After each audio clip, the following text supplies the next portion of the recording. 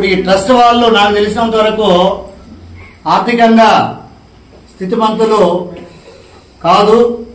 అయినప్పటికీ ఉన్న దాంట్లో మనం కొంత సహాయం చేస్తాము అనేటటువంటి ఆలోచనతో ముందుకు రావడము నిజంగానే చాలా మీ అదృష్టము, పిల్లల యొక్క అదృష్టము. ఈ పాఠశాలలో చూసినట్లయితే ఎక్కువ ఎస్టీ పిల్లలు, తర్వాత స్థాయిలో ఎస్సీ పిల్లలు ఉన్నారు. వీళ్ళు చదువుకోవాలంటే ఏ ఒక్క వస్తువు లేకపోయినా కూడా పేరెంట్స్ ని అడుగుతారు. పేరెంట్స్ తీసివ్వని పక్షంలో వాళ్ళు మారాము చేసి నిలిచిపోయేదానికి ప్రయత్నం చేస్తారే తప్ప స్కూల్కి మనం పోయేసి కష్టమైనా కూడా మనం చదువుకుంటాం అనేటటువంటి ఆలోచన రాదు.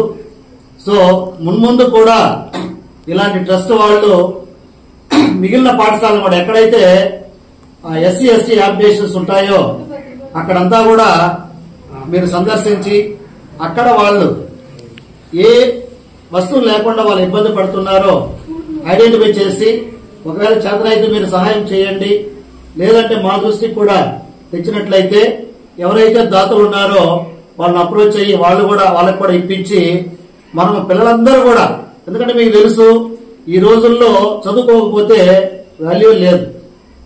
విలువ అనేది పక్కన పెడితే మనము బతకాలంటే ఖచ్చితంగా మనము భవిష్యత్తులో హ్యాపీగా 3 పూట్ల భోజనం తింటూ బతకాలంటేనే మనం ఖచ్చితంగా చదువు అవసరము. అందులో ఇక్కడ మనం పారిశ్రామిక వాడ ఉంది, శ్రీ సిటీ ఉంది కాబట్టి పిల్లలు ఒక 10వ తరగతి వరకు చదువుకోగలిగితే ఖచ్చితంగా వాళ్ళకి 10వ తరగతి అయిన తర్వాత వాళ్ళకి తగినటువంటి ఉద్యోగము మనకి శ్రీ సిటీలో దొరికేదానికి ఆస్కారం ఉంటుంది.